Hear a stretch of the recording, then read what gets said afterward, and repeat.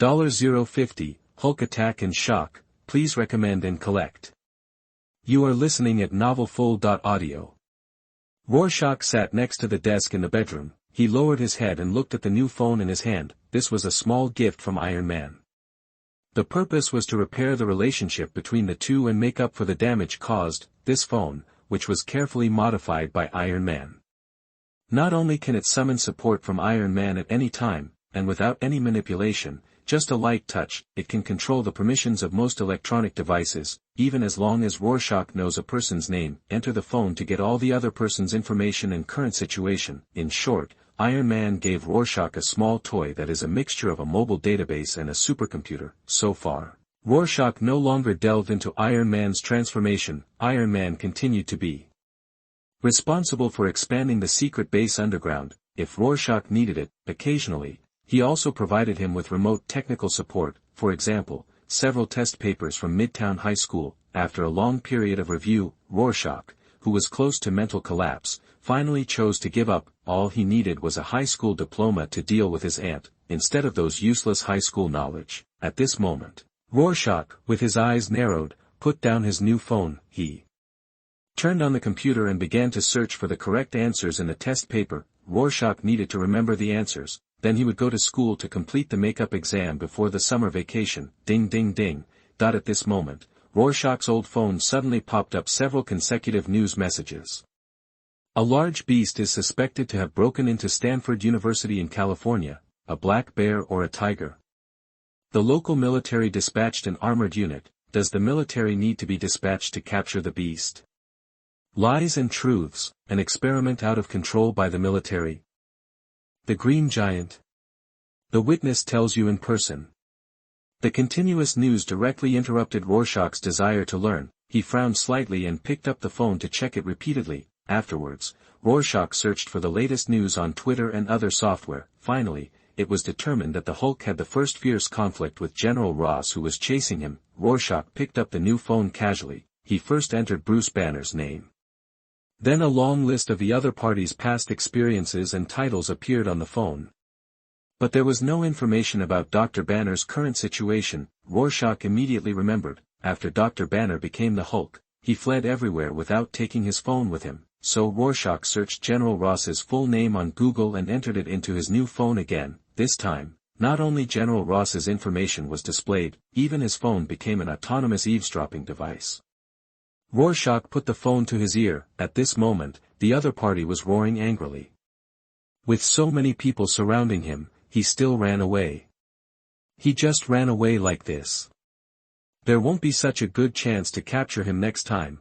General Ross's roar made Rorschach move his phone a little further away from his ear. General, ordinary soldiers have never seen such a green monster before, and it is inevitable that they will be afraid. A middle-aged man's voice sounded from nearby, as if persuading General Ross. And, General, why don't we recruit people from the military for such a powerful human experiment? A civilian won't understand us. That may be an unrepeatable accident, mixed with too many unknown factors. General Ross on the other side of the phone seemed to be deeply exhausted. He was about to continue explaining, but he was interrupted by another voice. General, the call from the White House, it's President Norman. Please come in, I need to give the President a reasonable explanation.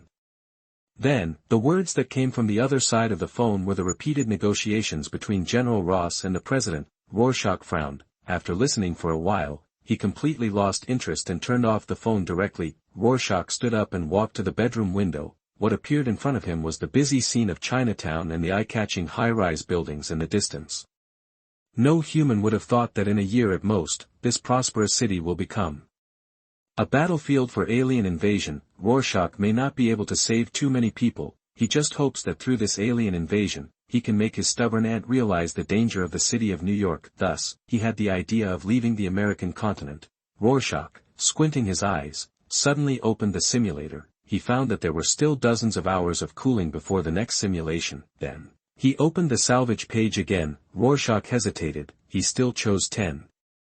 Salvage times. Countdown to salvage completion, 9 hours, 59 minutes and 59 seconds. After doing everything, Rorschach turned off the simulator and returned to his desk. He seemed to have forgotten all the crises that might happen in the future. He actually concentrated on memorizing the answers to the exam. In the early hours of the morning, Rorschach, who was sleeping in bed, was awakened by waves of unwavering calls. He opened his eyes. He found that it was the mechanical voice of the Iron Man coming from the mobile phone.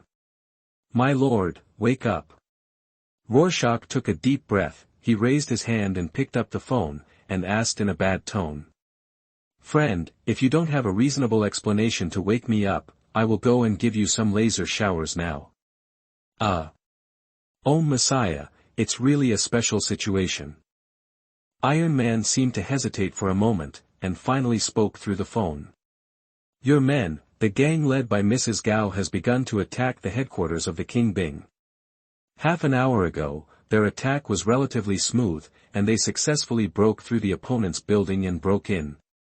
"Then what? As long as they don't massacre civilians, why should I care about them? It's just a gang fight."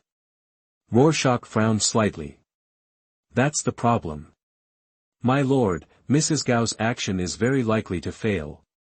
Iron Man's mechanical voice broke into Rorschach's ears. It also made him subconsciously squint his eyes. "The headquarters of Kingpin has undergone many mechanical transformations, and the internal structure has become a fortress with complex routes, and the number of his subordinates is far greater than that of Mrs. Gao. Since it is a mechanical transformation, can't you just seize control of the other party's headquarters? It's always okay to contact Mrs. Gao to show her the way, right?" Rorschach took a deep breath and said patiently, however, the next words of the Iron Man. Rorschach couldn't help but sigh. "My lord. In order not to disturb your sleep, I have taken the initiative to make these small matters and provided some help to Mrs. Gao. But a few minutes ago, a mysterious organization called Hand also joined the battle against Mrs. Gao. They seem to be some well-trained ninjas who are not afraid of death. Your men suffered heavy casualties. I think this needs to be reported to you."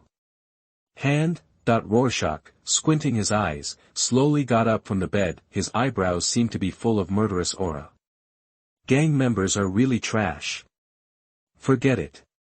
I'll do it myself. Send them on their way." 051, Ninja Head Murakami. You are listening at NovelFull.audio. The Queen, directly in front of the Fisk building, on a street named after Wilson for charitable donations, cars riddled with craters either rolled over or crashed into trees and burned. Waves of acrid thick smoke rolled up into the sky. The closer you get to the main entrance of the building and the entrance to the parking lot, there were more and more bodies with mutilated limbs, and rivers of blood flowed on the ground. At the same time, the entire building's exterior walls below the fifth floor were completely covered by a thick layer of metal armor. No one can peek into anything inside, only the occasional explosions can prove it. A brutal gang war is still ongoing. Building interior, the junction area between the second and third floor stairs. Mrs. Gao, dressed in tight black clothes, pulled the trigger expressionlessly, repeatedly strafed the enemies that continue to appear upstairs. The flames from the muzzle illuminated the traces of blood on her face. The white hair that was tied up was already messy, due to the poor fighting situation. His men suffered heavy casualties. Mrs. Gao, who was originally in charge of the command, had to take action herself. Even so, there were only about 50 people left in a team of 300. The aggressive offensive was completely suppressed. As a result, the entire team was unable to move even an inch. Whoosh. In an instant, a shuriken flashing with icy cold light shot out from behind the team. The sharp edge passed across the throats of several unlucky men. The speed didn't slow down at all, rushing towards the back of Mrs. Gao's head with warm blood. However, Mrs. Gao seemed to have already noticed it. The gun in her hand was instantly released, and she retracted into the bunker and dodged to one side. Immediately afterwards, one of Mrs. Gao's palms suddenly raised, two slender fingers firmly clamped the shuriken. Bang! At this moment, a slender figure wearing a bloody haori and a set of dark red ninja costumes was wrapped in gray smoke. Surprisingly, he quietly emerged from the shadow at Mrs. Gao's feet and jumped up. In an instant, a sharp samurai sword cut through the air, sweeping towards Madame Gao's neck. Snort! Madame Gao, with cold eyes, seemed to transcend life and death, turning a blind eye to the blade that was so close at hand. The fingers of her other hand were slightly clasped. It's like holding a handful of air. The air flow of nothingness seemed to be turning. It suddenly shot out towards the chest and abdomen of the slender figure. Boom! With just one blow, the powerful impact knocked the assassinating ninja 5 meters away. His entire back was embedded in the wall of the corridor. Call. Mrs. Gao, who slowly retracted her palm, exhaled. She dropped the shuriken between her fingers and said coldly, "Ninja Chief Murakami, if you want to assassinate me, your skills are still a little too young." As soon as he finished speaking, the expressions of the surrounding men changed drastically, and they reacted and turned their guns. "He is immortal, so we should save bullets." Mrs. Gao, with a cold expression, waved her hand to stop her men from shooting. "Mrs. Gao, we have known each other for hundreds of years. I never thought that you and I would eventually meet each other at war." Murakami, the head ninja, put his hand on his chest, his dark red mask rising and falling slightly. He pulled out the back embedded in the wall and landed silently on his toes. Then, Murakami, the head ninja, continued in a hoarse voice. "Surrender, in the name of the index finger of the hand, I will ensure that your life is safe." "No way." Mrs. Gao with a cold expression, he reached out and took the gun handed out by his subordinate, and turned the muzzle. However, just when Mrs. Gao was about to pull the trigger, bang! Murakami, the head ninja, shook his head and sighed. The whole person actually turned into wisps of gray smoke in the blink of an eye, completely disappeared from everyone's eyes. Faced with such a strange sight, Mrs. Gao's men looked at each other in silence for a few times. Immediately, they gathered over one after another. One of the leaders with a bandaged head looked at Madame Gao and advised, "Madam, the attack has failed, and the hand has betrayed us. Please leave temporarily. The brothers will fight to the death to help you escape." Facing the advice from her subordinates, a little green light floated in the depths of Mrs. Gao's eyes. She was about to speak when she suddenly looked down at the screen strapped to her arm. Then, Mrs. Gao issued the order again. "The reinforcements are here. Try to hold off the enemy as much as possible. The victory of this war is right in front of you." Bang! Along with wisps of gray smoke rising, the slender figure of Ninja Murakami quietly appeared in the corner of the first floor of the building. He exhaled slowly, the bloody feathers on his body moved with the wind. At this moment, Murakami, the head ninja, suddenly turned his head as if he noticed something strange. A pair of cold eyes looked behind him, and it was just 5 meters away from Ninja Murakami. One wore a black helmet and a gas mask covering his face. A tall figure wearing a brown military coat was standing there carrying a set of strange-looking unknown firearms. At the same time, he was holding a heavy serrated weapon in one hand. In the other hand, he was actually holding the upper body remains of a ninja in black. Instantly, the vigilant ninja Chief Murakami, his chest could not help but rise and fall, because he suddenly discovered, the mysterious man was surrounded by black-clad ninjas with mutilated bodies. There were probably no less than 20 of them. Instantly, the frightened ninja Chief Murakami raised his samurai sword and shouted, "Who are you?" However, the mysterious tall figure said nothing. Boom. The other party just threw away the remains in his hand. Then the whole person lowered his back. He rushed forward like a mad rhino with force under his feet. At the same time, the heavy weapon in the other party's hand was also swung with all his strength, sweeping across the waist. Because the distance between the two sides was too close, Ninja Chief Murakami had no time to perform the escape technique. He could only try to jump back. While shooting shuriken from his hand, he also used the power of the samurai sword to resist the opponent's fierce attack. Boom boom boom. However, at the moment when the weapons of both sides were about to collide, the heavy weapon of the mysterious figure actually made a terrifying roar. Countless teeth covered with blood and flesh began to rotate rapidly. And one by one, they touched the opponent's shuriken. As if they had touched an invisible barrier, they fell to the ground one after another. The ninja head Murakami was instantly horrified. He had no time to adjust his battle strategy. Bang! In an instant, not only did the samurai sword break easily, the terrifying heavy weapon was also successfully embedded between his waist and abdomen. Swish! Before the ninja wearing a feather cloth on the opposite side could react, the roaring chainsaw sword had already swept through the opponent's flesh. Rorschach quickly reached out, grabbed the ninja's neck and pulled hard. The opponent's originally complete body was completely split in two. At this moment, his brown gloves were soaked with the hot blood flowing from the opponent's dark red mask. Ho ho! The ninja's throat moved, there was a slight gasp, as if he was about to say something. However, Rorschach, who had no interest in this, threw it casually. He threw the ninja's upper body directly out, it collided with the opponent's lower body. Then, Rorschach, without saying a word, took out the plasma pistol again. He pulled the trigger at the two bodies on the ground. When the plasma was boiling, the silent Rorschach suddenly exhaled and cursed softly. These damn ninjas. They appear and disappear like ghosts, and they scare me. 052, you are the master of the underground world, and I am the king of the hell gun. You are listening at NovelFlow.audio. The top floor of Fisk Building, Jean Bing, dressed in a black suit, is busy in his private space decorated luxuriously and elegantly. Beat the egg liquid and add butter, shake the pan gently and sprinkle a few pieces of osmanthus before serving. Finally, pour it into a blue and white porcelain plate. A plate of fragrant scrambled eggs is ready. Jean Bing, expressionless, gently picked up the plate.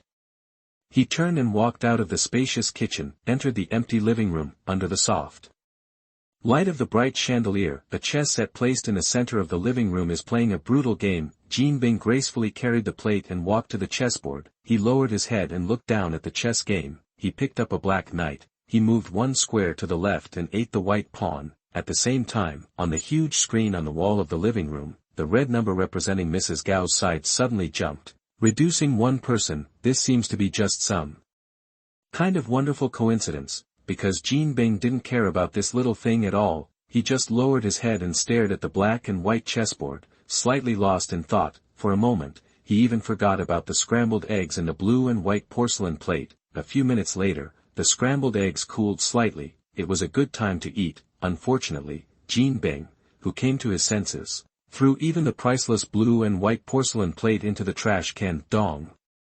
At this moment, the wooden door of the living room facing the chessboard was pushed open. Lester, a blond man with a trace of blood on his face, walked in hurriedly. He walked quickly to the chessboard, put his hands behind his back and said, "Boss, that index finger ninja head Murakami of the hand is dead, because all the ninjas in the war zone have lost their traces, they ran away." As soon as the voice fell, Jean Bing seemed not to hear Lester's words. He walked sideways a few steps, slowly sat on a chair facing the chessboard. The extremely terrifying burly figure seemed like a huge mountain covering the entire chessboard. It also made Lester lower his head subconsciously. With a faint light flashing in his eyes, Jean Bing looked down at Lester's head with a cold look. After a moment of silence, Jean Bing's low voice slowly sounded. "It doesn't matter. The hand is originally a garbage hole where a group of cowards who are afraid of death huddle together for warmth. They can betray Madame Gao and choose to help me, or they can betray me and choose to help others. I understand, boss." With his hands behind his back, Lester smiled slightly and agreed readily. At the same time, he stepped around the chessboard. Approaching Jean Bing, he said, "Boss, Madame Gao's men are not many anymore. Should we wipe them out at once?" Although just when Lester was only a few steps away from Jean Bing, his hands behind his back suddenly waved. Whoosh whoosh whoosh dash dash. In an instant, the metal-made playing cards were like agile darts, emitting a terrifying scream, and slashed towards Jean Bing's neck and head. Ding ding ding. However, Kingpin, who had a calm expression, didn't even seem to blink. Those metal playing cards that were enough to easily cut flesh and blood, they didn't even scratch his skin. Not a trace was left. "This is impossible." The expression on Lester's face suddenly changed. Green light flowed rapidly in the depths of his eyes. In the blink of an eye, his fingers with metal rings trembled slightly. A thin and long blade as thin as a cicada's wing was suddenly pulled out from his sleeve. Unfortunately, Kingpin, who was as still as a mountain, had already made a move. He sat on a chair and suddenly stretched out a huge palm. He pinched Lester's blonde head with just one move.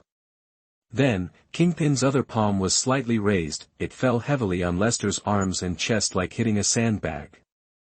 Crack, accompanied by a crisp sound of bone breaking. Lester, with a distorted expression, was completely limp, and his limbs fell down weakly. In an instant, most of his bones were completely shattered.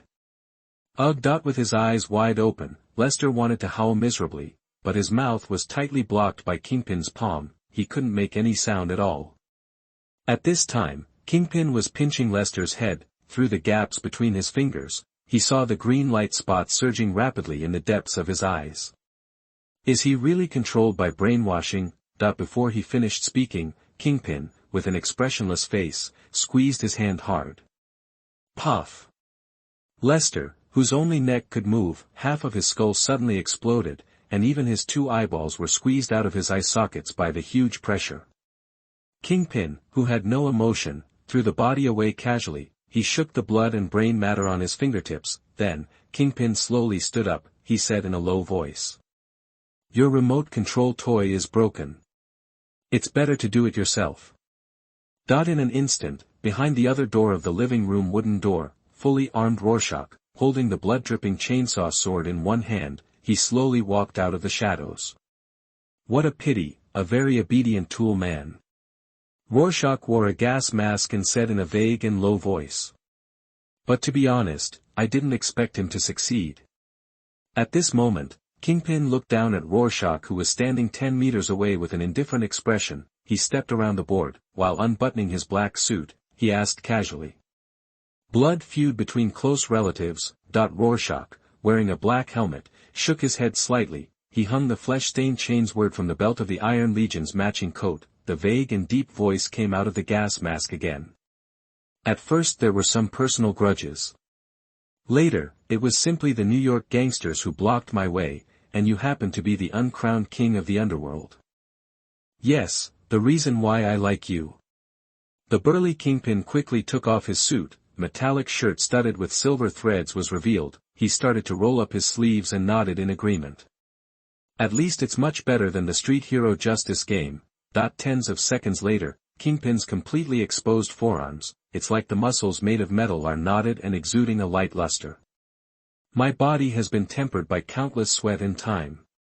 A series of vague and strange patterns seemed to appear between Jean Bin's forearms. He stared at Luo Xia with cold eyes and said calmly. It even has a lot of black magic and pagan blessings attached to it. I'm afraid your weapons are no longer enough to hurt me. So, strange enemy, how do you plan to die? Ha!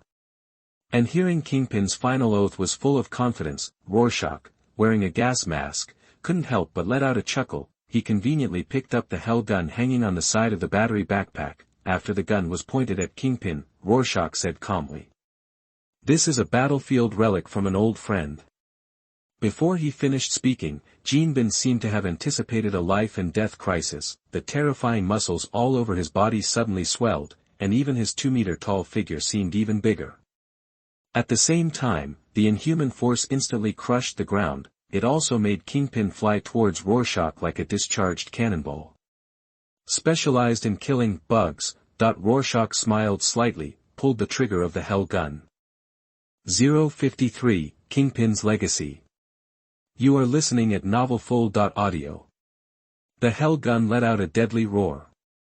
The reinforced alloy cast metal barrel heats up quickly. Within the muzzle of the gun, a scorching light suddenly bloomed. A stream of scorching beams of light capable of penetrating thick armor spurted out. Jean Bing, who was still in the air, suddenly changed his eyes. The next second, endless fear appeared on that distorted face. He subconsciously crossed his thick muscular arms, tried to stop the coming crisis. Unfortunately, the powerful body that the underground king was so proud of could not hold on for even a tenth of a second. The whole body was easily penetrated by the scorching lasers. Obviously, facing Rorschach's hell gun, neither the tempered body nor the black magic are of any use. Puff puff, accompanied by the stench of burning flesh and blood. Kingpin, who was as tall as a giant, could no longer make any movement. His entire upper body was completely beaten by the scorching laser into a stinky mess, scattered all over the place. Boom! In an instant, Kingpin's remaining lower body and his internal organs were scattered on the ground. He fell heavily in front of Rorschach. Rorschach, wearing a gas mask, exhaled forcefully. He stared at the exposed lumbar spine on the half-cut body. he slowly raised the Hell gun that stopped roaring. Buzz buzz, the cooling system on the Hell gun sounded a low hum. Why bother? Rorschach shook his head slightly and sighed. Then he hung the Hell gun back on the battery backpack. The soles of his feet were trampled on the flesh and blood everywhere. Rorschach easily jumped over Gene Bin's corpse. He walked over to the chessboard, looking down at Lester, whose skull exploded. At this moment, as the host's life disappears, the reactivated Heartlock scarab is devouring Lester's body. Necrons are so luxurious. This is a disposable toy. Rorschach frowned slightly. He stared at the corpse that was gradually carbonizing and disintegrating in front of him, muttered to himself. Rorschach originally wanted to try to recover the heart-locking scarab. After all, technological creations that can easily control other people's minds are precious enough. As a result, he discovered that these items were just disposable items. Helpless Rorschach could only pray.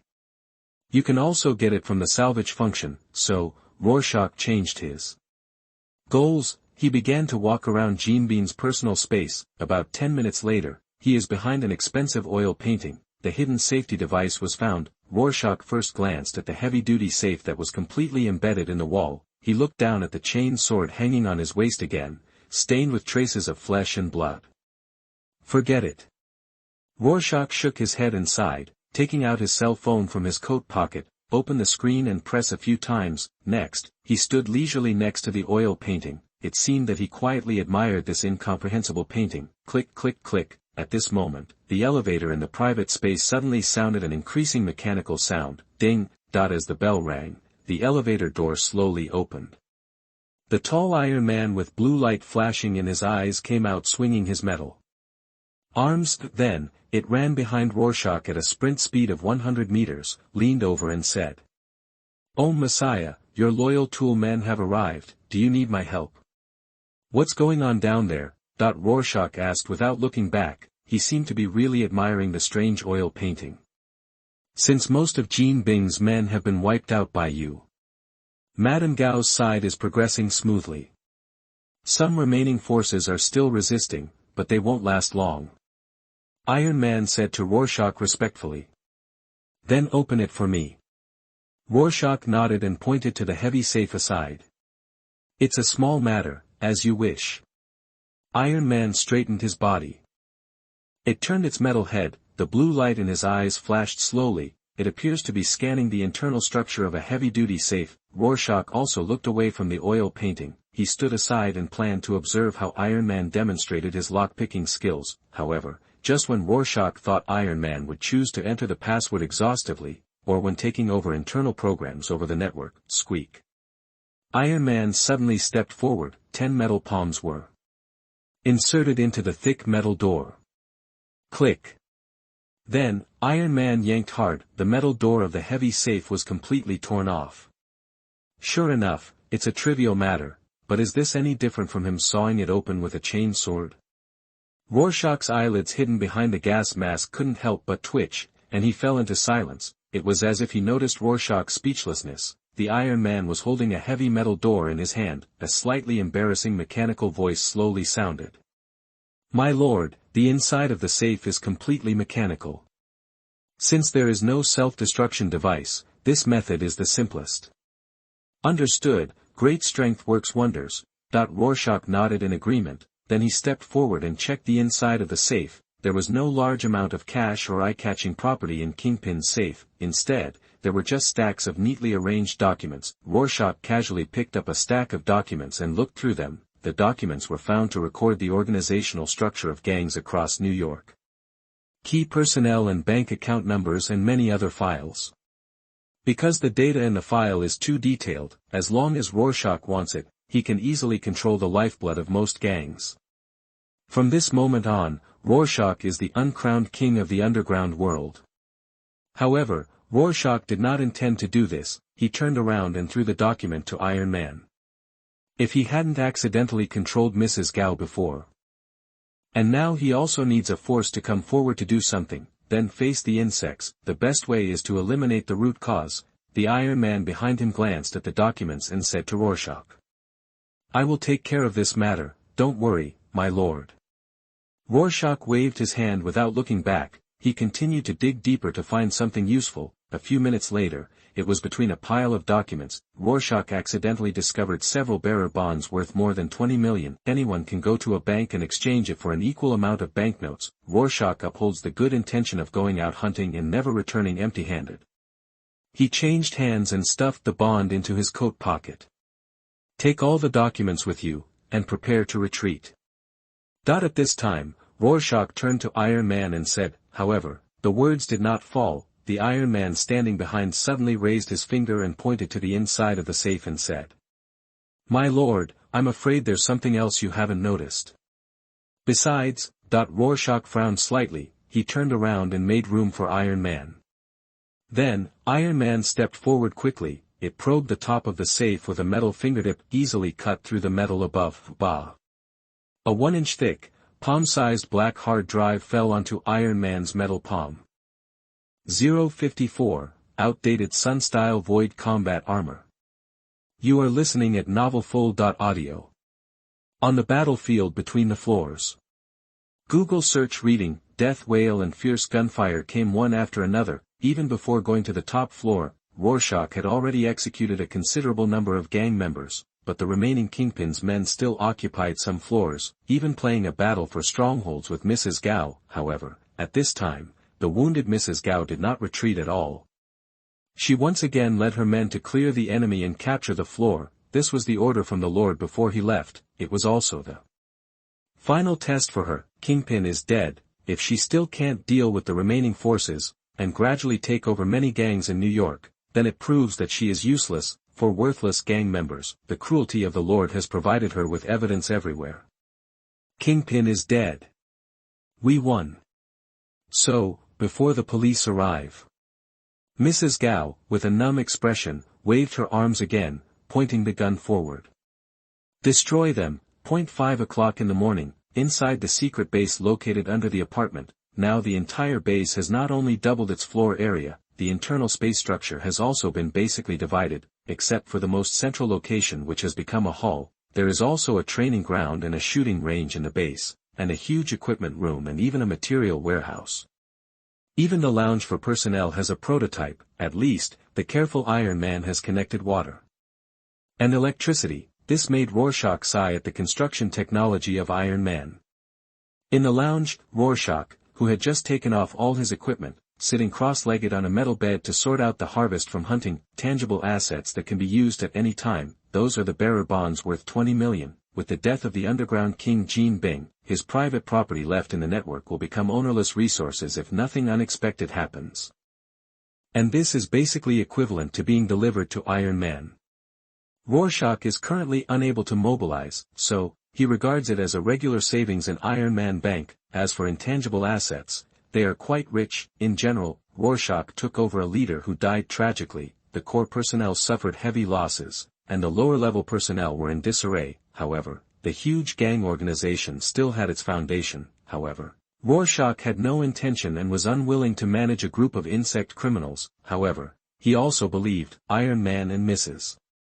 Gao would clean up the scum in the organization completely according to his will, until a war team that completely obeyed him was created.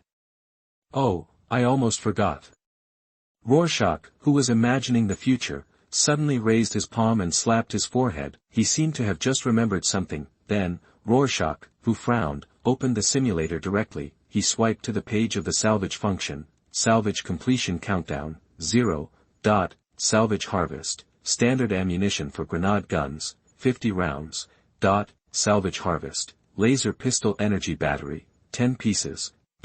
Salvage harvest. Unexpired promethium, 1 barrel, after skipping a bunch of miscellaneous items one after another. Rorschach, squinting, focused his sight on the item he salvaged the last time.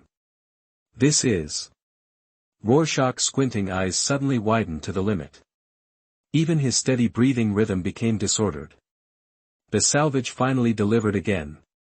Salvage harvest, Sun-type void combat armor, old, mark, produced by the Sun Auxiliary Army.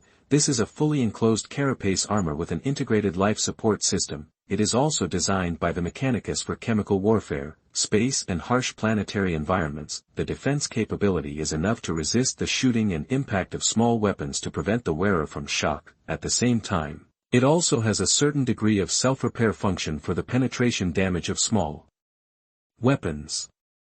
Believe me, if you face a charging Astartes brother, it can only make your death less ugly. Although it's not a power armor, it's better than nothing. Rorschach's face showed a smile that he hadn't seen for a long time. He said to himself, however, just when Rorschach wanted to take out this combat armor to have fun, the mechanical voice of the Iron Man suddenly came from the mobile phone, also interrupted his action. My lord, the encrypted data in the black hard drive has been read out. I suggest you come and take a look. Got it. Hearing the call of Iron Man, Rorschach closed the page of the simulator. He stood up from the metal bed and walked out. If it is not very important, I am afraid that Iron Man will not disturb his rest without authorization. In the center of the base hall, under the bright lights, next to a huge metal round table with a diameter of 5 meters, Iron Man is constantly projecting a large amount of information from his eyes. Rorschach came nearby without waiting to leave the lounge, Iron Man said, without raising his head. Oh Messiah, this hard drive itself has a self-destruct device, and the internal data has been encrypted multiple times. Rorschach stopped and raised his head slightly. His eyes swept across the dense text records in the air. Then, Rorschach took a deep breath and asked, since Kingpin chose to use such cumbersome means to protect the data inside, what important things are hidden in the data? Hearing Rorschach's question, Iron Man temporarily stopped projecting. Blue light flashed in his eye sockets. This is a data record for 10 years, which is basically related to Kingpin's gang trafficking, smuggling, and kidnapping of human children. Before he finished speaking, Iron Man continued. If the human children in the data are divided into 2 parts, about 1/3 of the children were sent to Sokovia and received by a mysterious organization called Hydra. The remaining 2/3 were received by a subsidiary of a multinational chemical energy company, Roxxon Industries. The specific name of this subsidiary is currently unknown. My lord, I guarantee 100% that both parties are using human children for human experiments. The talking Iron Man slightly raised his metal finger. A handwritten paper appeared in front of the expressionless Rorschach in the form of a picture. There were only a few intermittent words on it. It was as if the owner of the handwriting, Kingpin, wrote it down while thinking. Hydra, mass production of superhumans. Roxxon Industries, some unknown compound. At this moment, Rorschach, with a stern expression, took a deep breath. In those squinting eyes, the anger that had been dormant for a long time kept surging up, as if to burn everything to ashes. About a few minutes later, after digesting all the news, Rorschach suddenly said to Iron Man with a very sincere expression, I thought gang criminals were the scum of humans. I didn't expect that villain organizations like Hydra were more anti-human than I thought. I really can't treat these guys as the same kind. Friends, I think we have a chance to live. Find them. Find them. Then, crush them to death. 055, A Man's Romance is, Boarding the Ship, Part 1. You are listening at NovelFull.audio. It has been a week since Kingpin's death. Whether it is official news or tabloids, no news media dared to report the brutal murder in Fisk Building. Even if there were related gossips on the internet, they would be deleted instantly and the account would be blocked. There were only some rumors from Queens. They became popular through word of mouth. That was Wilson Fisk, a philanthropist who died in an accident according to official reports. He might be the boss behind the New York gangs, and the instigator. Rorschach seemed to have no impulse. During this period, he lived a stable daily life again. He studied the knowledge points for the exam and occasionally went to the restaurant to help his aunt. A few days ago, his aunt's restaurant started trial operation, but this time, his aunt no longer took care of any customers. Lunch and dinner were limited and sold out. As a result, the restaurant's business was better than before. With Lin Yu's help, his aunt could finish her work easily, and Rorschach, who was free, went to Queens, received the second batch of guns from Davis. At the same time,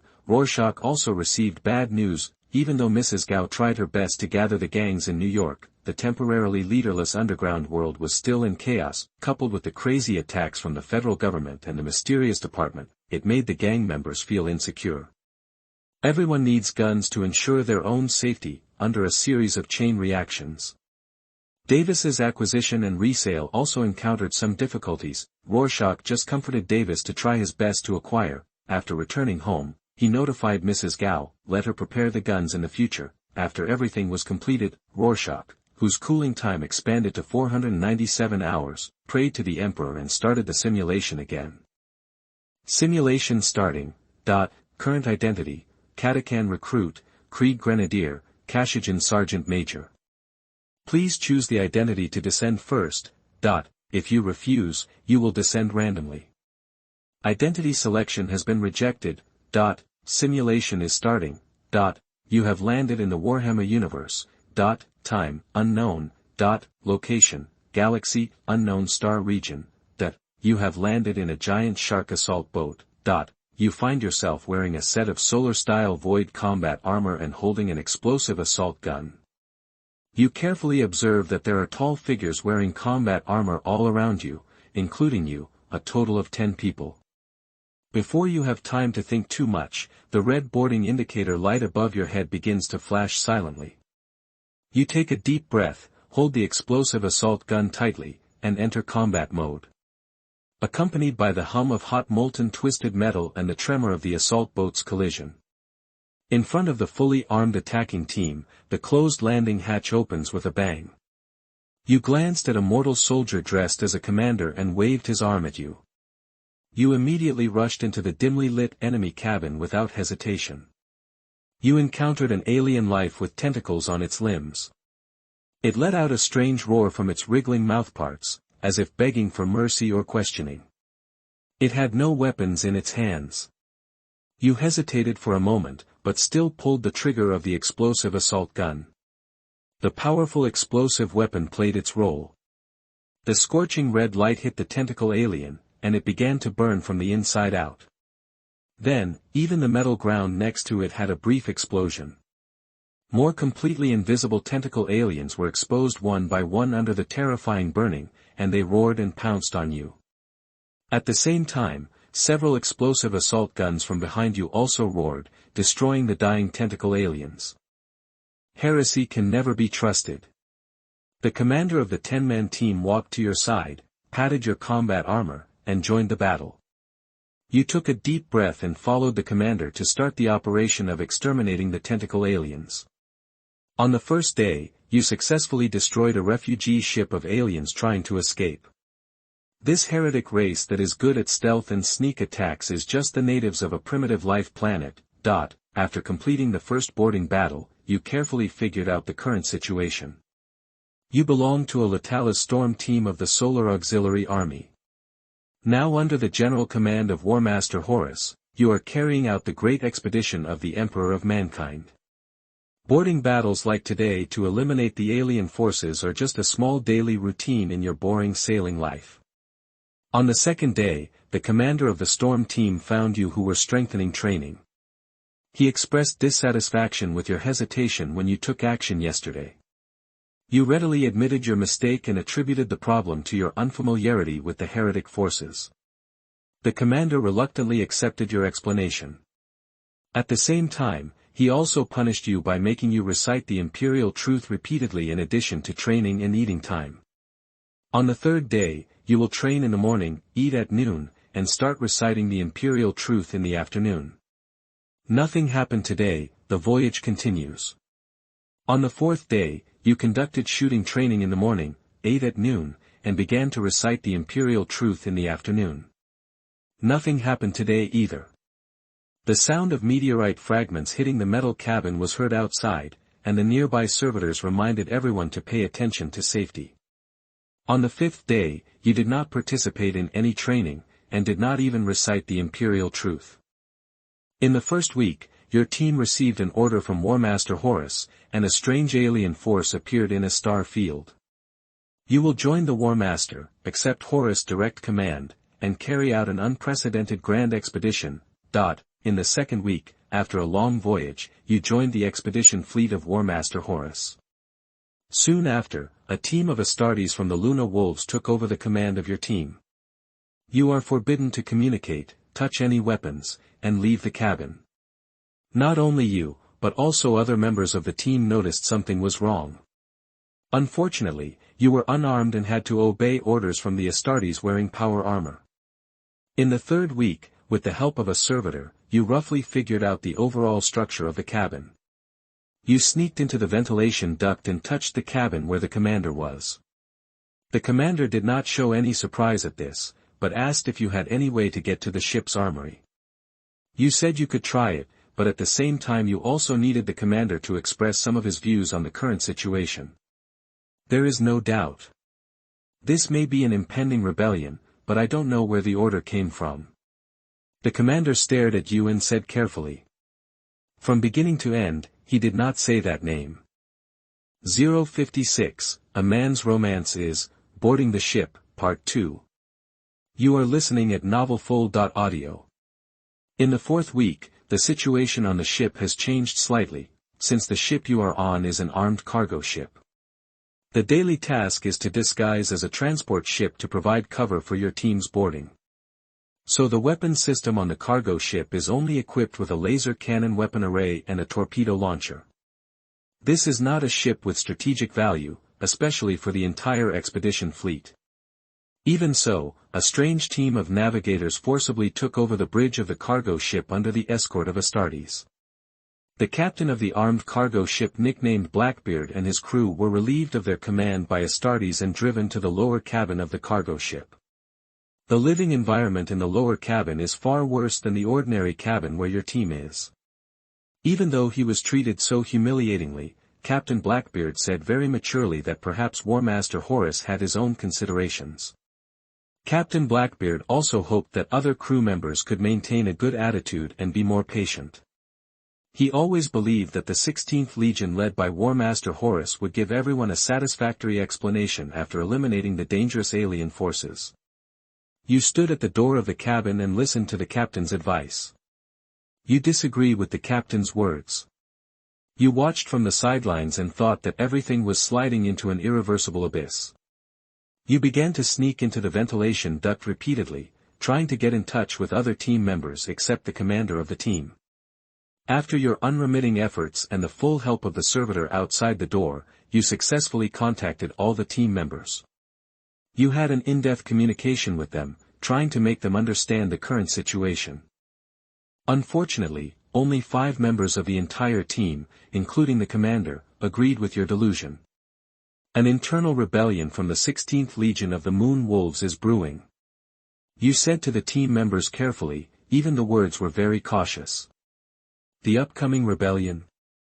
Could it be related to War Master Horus? Come on, my friend. That's the banner of the Great Crusade. The War Master of the Imperium of Mankind. He's the son of the Emperor. A member of the team who held an opposing opinion sneered at this. You remained silent and stopped any contact with the other party. In the 5th week, the situation on the armed freighter worsened. Due to long-term confinement and reduced food distribution, that a group of subhuman beastmen stationed on the armed freighter, responsible for logistics and supplies, could not bear the hunger and caused a riot in the lower cabin. However, the riot had just begun, and the roar of the grenade guns and the splash of lasers attracted the attention of all the crew members. 2 Astartes from the Luna Wolves calmed the anger of 100 beastmen in just 3 minutes. For a moment, the entire lower cabin was covered with the flesh and blood of countless beastmen, and blood flowed like a river. Maybe it was your instigation and the mentality of the rabbit dying and the fox mourning. Captain Blackbeard could no longer tolerate the barbaric behavior of the Astartes and was unwilling to let them continue to act recklessly. He led a group of malnourished crew members, forced his way into the bridge, and made an impassioned speech. I have made contributions to the Great Crusade. I have shed blood for War Master Horus. I want to see. Captain Blackbeard, who was strangled by an Astartes stationed on the bridge, shouted hoarsely. Then, Captain Blackbeard was thrown out of the bridge and fell heavily in the plastic steel corridor. You, hiding among the crew, hurried forward to help, but were grabbed by the collar by the pale-faced Captain Blackbeard. Go and inform your commander, the armed freighter. No. There is a problem with the navigation coordinates of the entire fleet. Captain Blackbeard was sweating and whispered in your ear. In the 6th week, you found out the rotation time of the 5 Astartes on the armed freighter through the crew's tip-off. You took advantage of the extremely short rotation time of the other party and successfully sneaked into the armory through the maintenance pipeline. You stole 4 incendiary assault guns and 10 laser pistols. Due to time and weight, you can only choose to give up the combat armor. You return to the lower cabin with your only weapons. Captain Blackbeard and the commander are waiting for your return. Since Captain Blackbeard discovered the abnormality of the navigation coordinates, he has established a united front with your team. This also expanded the number of loyalists to more than 100. However, for the nearly 1,000 crew members on the armed freighter, you are still a minority.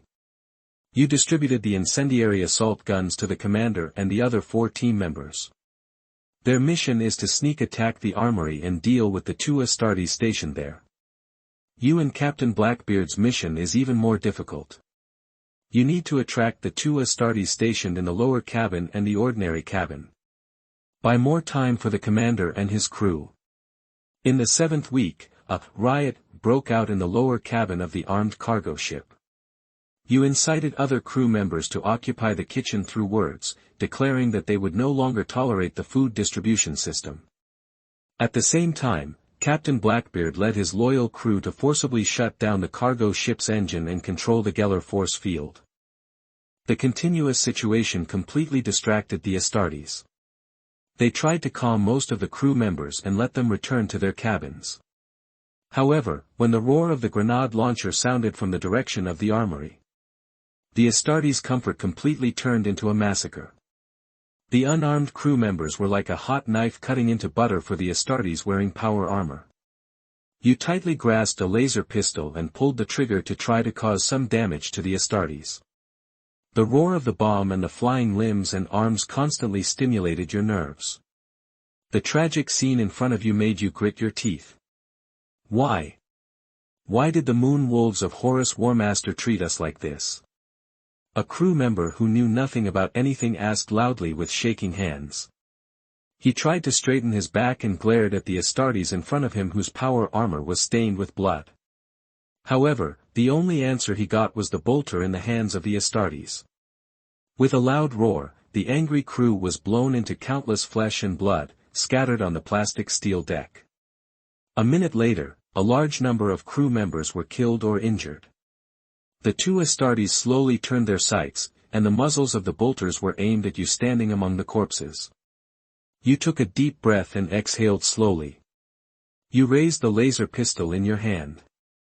057, A Man's Romance is, Boarding the Ship, Part 2. You are listening at NovelFull.audio. The sharp whistle of the hot wire volley used to deal with heavily armored targets resounded through the lower cabin. The blazing red rays also lit up from behind the 2 Astartes.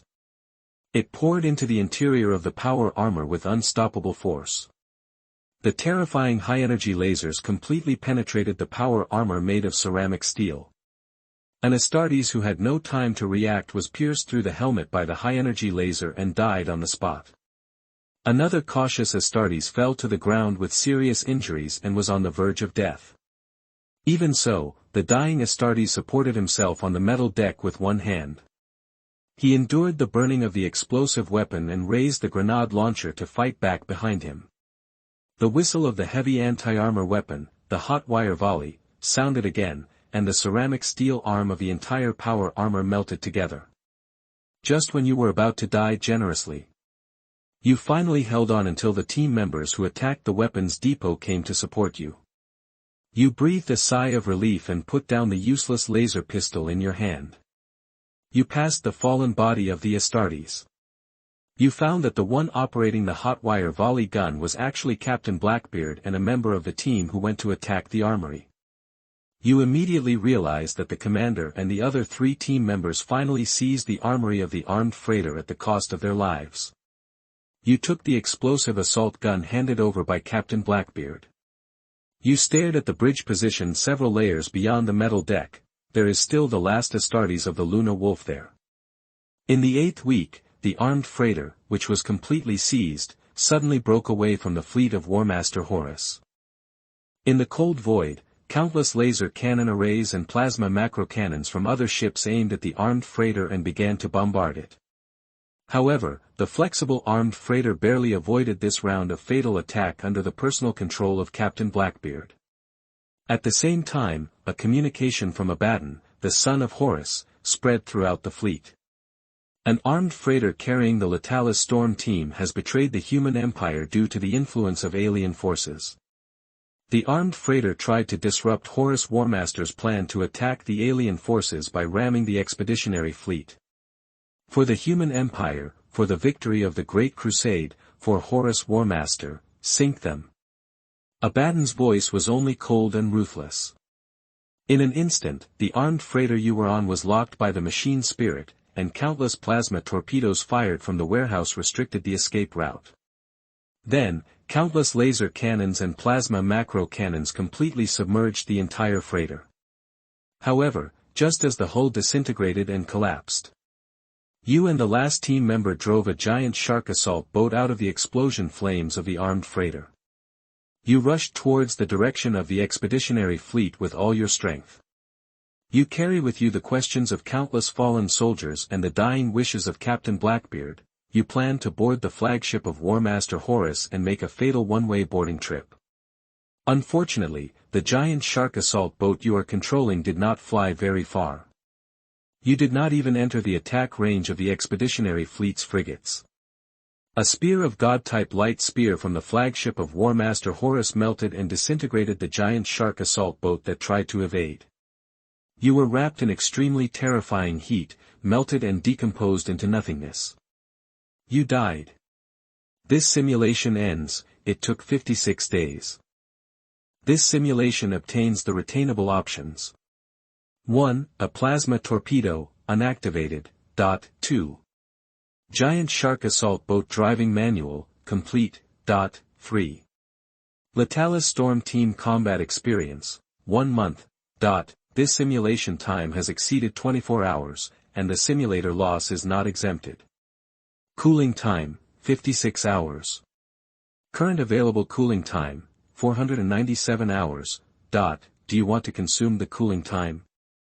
If the cooling time is not consumed, the simulator will enter natural cooling.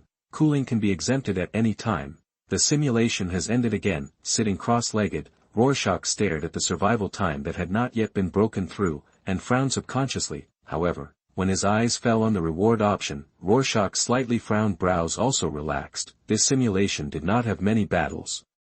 Rorschach thought there was no physical enhancement, so he chose combat.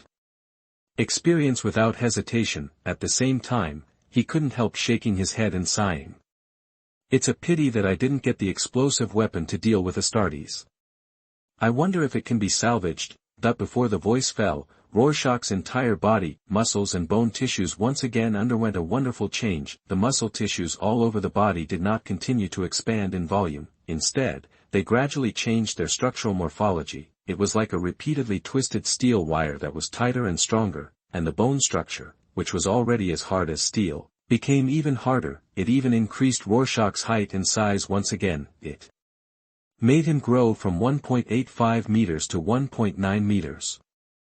At the same time, even the stratum corneum of Rorschach's skin had a layer of crystal luster, which was more eye-catching than before. Ha! The excited Rorschach instantly jumped up from the ground. He couldn't help but look down at the crystal skin exposed on his arm. When his fingertips scraped, there was a slight metal friction sound.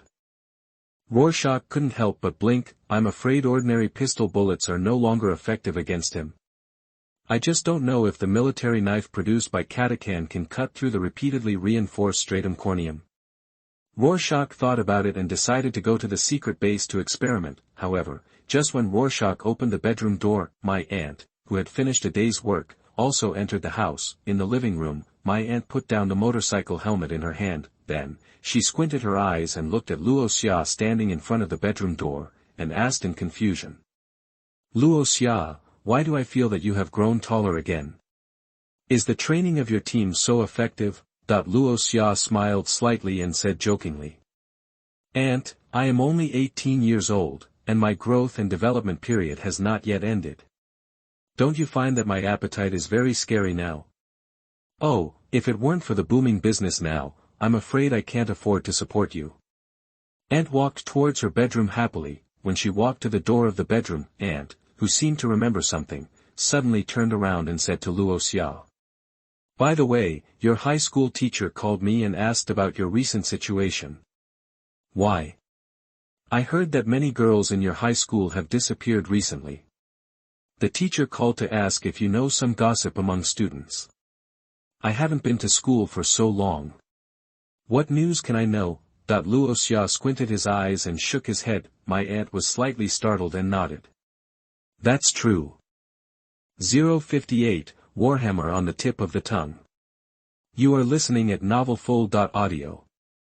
Rorschach's secret base, a lounge completely covered with shiny metal was brightly lit, a metal bed was thrown in the corner, the induction cooker was humming, in the pan above the induction cooker, the grok steak that had just been thawed was sizzling under the greasy butter. At this moment, Rorschach, who was concentrating, squatted beside the bed. He drank a can of Stager milk and waited patiently for the steak to be cooked. Perhaps it was a side effect of a strong metabolism. Ordinary food could no longer meet Rorschach's daily consumption, so he gradually tried some harmless, Warhammer food that would not pollute the environment. This opened up a new world for Rorschach, basically, except for those cannibal products that can be used as jokes. Most of the Warhammer food can be regarded as exotic food. Not long ago, Rorschach, who had hesitated for a long time, gritted his teeth and tried it.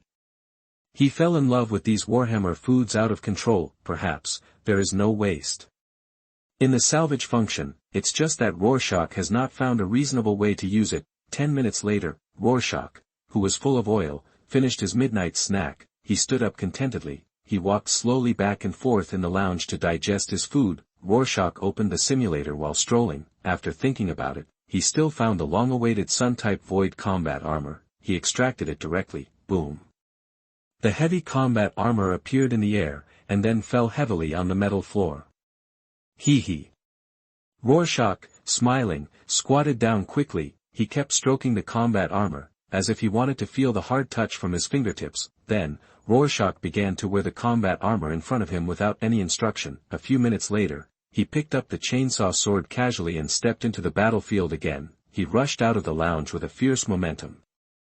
He jumped into the training ground and started to go crazy. This behavior seemed to be just to consume excess energy. It continued until it was interrupted by the Iron Man, who returned to the base hall with a large amount of building materials. Not long after, the 2-meter-tall Iron Man stood next to the training ground. Its two metal arms were placed in front of its body and overlapped.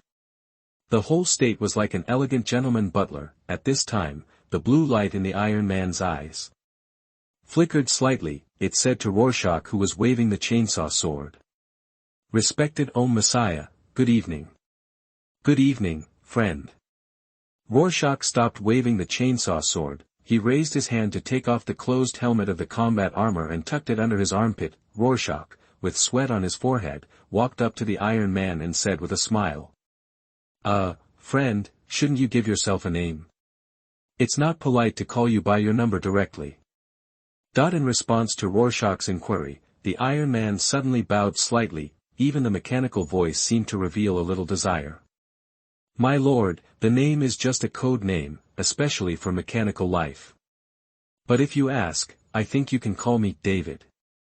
David? Rorschach was slightly stunned, then nodded in agreement. Okay, then from today on you will be called David. By the way, how is the situation you were asked to investigate? After confirming the name of Iron Man David, Rorschach suddenly changed the subject. Even the previous relaxed atmosphere seemed to become serious. Iron Man David lowered his head slightly, as if he was searching for information in the metal skull.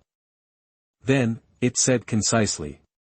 Hydra's secret bases are all over the world, with one in Antarctica and one in the Arctic. European countries have the most contact points, and there are also many in America. Moreover, with the death of Kingpin, the news that the New York gang has changed its owner has gradually fermented, which seems to have aroused the vigilance of the Hydra organization, and their traces have almost disappeared from the entire network. However, I have determined the true identities of some people through previous contact information.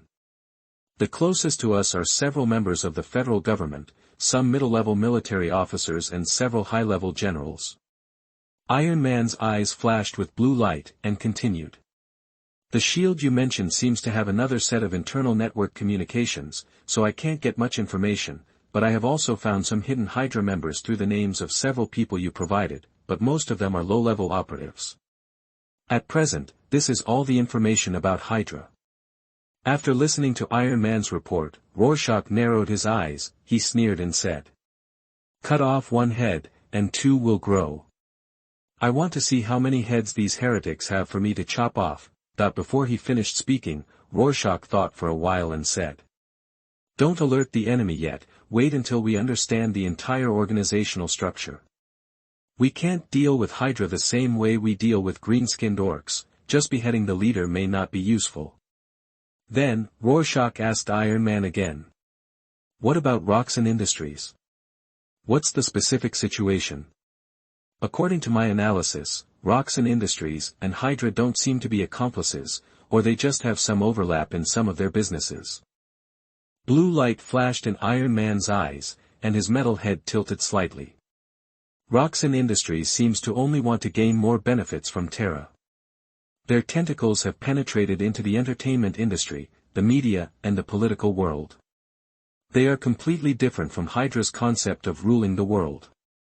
There may be cooperation between them, but the differences in the ultimate goals are too great. There are also some gossips. It is said that Dario Agger, the CEO of Roxxon Industries, is not human.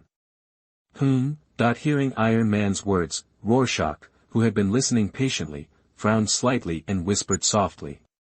Alien forces. Then, Rorschach suddenly narrowed his eyes and fell into deep thought. Iron Man saw that Rorschach was thinking, so he stopped talking and waited patiently. A few minutes later, Rorschach, with narrowed eyes, said to Iron Man. Then let's deal with Roxxon Industries first. The heretic forces can be patient, and then take them away in one pot. But for the aliens, I don't want to wait even a minute. Iron Man slowly bowed, and his metal head reflected light slightly. I understand, my lord. I will make Roxxon Industries pay a heavy price as soon as possible. Hearing Iron Man's affirmative answer, Rorschach nodded with narrowed eyes, then, he walked towards the lounge without looking back. At the same time, Rorschach's voice once again entered the Iron Man's hearing system. Every profession has its own specialty. David, the next is your mission scope, don't let me down. I just need to know where to go and who to kill, understand? As soon as the voice fell, the blue light in the Iron Man's eyes suddenly became much brighter. I obey the decree. O.M. Messiah. 059, Necrons, Bloody 100 Days, Part 1. You are listening at NovelFull.audio. In the lounge, Rorschach took off his combat armor and placed his chainsaw sword. He sat cross-legged on the metal floor. He reopened the simulator page. He found that there was still a 48-hour cooldown before the next simulation. Rorschach frowned and thought about it. Direct consumption of resources offset the cooldown time. The appearance of Hydra once again made him feel a sense of crisis. Rorschach decided to increase the number of simulations to obtain more power or equipment. Emperor bless. Rorschach muttered to himself, and then started the simulation again. Simulation starting. Current identity, Katakan Recruit, Creed Grenadier, Kashijan Sergeant, Latalis Storm Team. Please choose your identity first. If you refuse, you will be randomly descended. Identity selection has been rejected. Simulation is starting. You have landed in the Warhammer universe. Time, unknown. Location, Milky Way, Ultramarine, Orpheus. You have landed on the surface of the planet. You find yourself falling from the sky. You can't help but let out an uncontrollable scream of fear. You fell heavily into a freshwater lake. You fell into a coma due to the violent impact, causing bleeding from your mouth and nose. You gradually sank into the depths of the warm lake. You are on the verge of death. You wake up from your coma, and you are lucky enough to survive. You find yourself lying in the sidecar of a hoverbike, covered with a colorful heavy blanket. You turn your neck slightly, and a girl with windproof glasses on her short hair is driving a hoverbike at high speed. The faint glow of the setting sun shines on her fair skin, revealing some fine hair. Your sight subconsciously passed over the thin pink lips, and just above the short-haired girl's high nose bridge, there was a pair of purple eyes shining like crystal. For a moment, you seemed to forget where you were, and only the short-haired girl's profile was in your eyes. Hey! Big guy! Are you stupid? The short-haired girl's crisp voice reached your ears. You shook your head, took a deep breath, and carefully expressed your gratitude to the other party for saving your life. The short-haired girl drove the hover motorcycle skillfully, and her eyes were always looking straight at the road ahead. Hearing your gratitude, the short-haired girl subconsciously showed a faint smile at the corner of her mouth. Big guy, welcome to the agricultural world. Ah, no, it's Advent. Ha! She said with a big laugh. Gradually coming back to your senses, you noticed that there were endless green fields everywhere around you. Farther away, huge machines are walking among the green fields, constantly spraying pungent fertilizers and diluted fresh water. On the first day, you were seriously injured and were taken back to the base by the short-haired girl. This is a factory for repairing agricultural machinery. The short-haired girl named Shuya and her grandfather live here. Their family has been responsible for repairing machines and managing nearby agricultural harvests for generations. You thanked Shuya again, but she stared at you while playing with the windproof glasses on her hair. Then, Shuya called her grandfather. A muscular old man moved his mechanical prosthesis and walked near you. He first looked at you expressionlessly, and then the old man said to Shuya, "This kid doesn't look like a rebel or a cultist. I'm just the currency of the emperor." You barely supported your body and said to the old man. The muscular old man was stunned for a moment and grinned. "May the emperor bless you. Welcome to my home." The old man extended his palm to you and expressed a warm welcome. On the second day, your injuries were completely healed. You are used to this, but Shuya and her grandfather were shocked. You asked the grandfather and grandson how to leave this place. Smiling Shuya told you a bad news. Because the agricultural world is vast and sparsely populated, except for the cargo ships that come to collect food and replenish supplies for the garrison personnel on the harvest day once a month, there is no other long-distance transportation that can take you into the city. Even more unfortunately, this month's cargo ship has just flown away. On the third day, you who were temporarily trapped here chose to join Shuya's patrol team. You and Shuya patrolled the huge machines running between the green fields together. You are very good at this job and have won Shuya's high praise. Under the sunlight, you couldn't help but smile brightly. On the fourth day, your communication with Zoya deepened. You accidentally revealed some of your combat experiences to her. This seemed to resonate with Zoya. You learned from her that Zoya had a brother. He is now serving in the city's defense force. If Grandpa Vader was not old and needed someone to take care of him, Zoya would also like to join the defense force and fight for the Empire and the Emperor with her brother. You moved your lips, but finally chose to remain silent. You can't change, nor do you want to break a girl's dream that she has been dreaming of for many years. On the fifth day, you are bored and decide to find Old Man Wade to learn some agricultural knowledge. Old Man Wade begins to ask you about your specific origins in a roundabout way. You picked some battle experiences that you can tell as topics for conversation.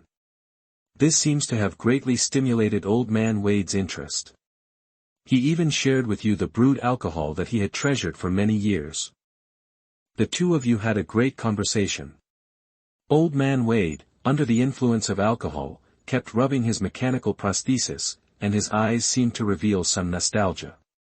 In the first week, you seemed to enjoy one of the few peaceful lives. Only the sunshine and breeze, as well as the pungent smell of agricultural fertilizers, accompanied you every day. I don't know when it started, but the excited Shuya always surrounded you, constantly pestering you to tell stories about past battles. You chose to refuse most of the time, but occasionally you couldn't resist a girl's persistent and coquettish offensive. You could only teach Shuya a lot of practical fighting skills, trying to use physical consumption to offset the girl's vigorous energy. Old Man Wade not only did not stop your actions, but asked you to increase Shuya's training. You became Julia's teacher. You seem to have adapted to your current life. The distance between you and Julia seems to have blurred a lot.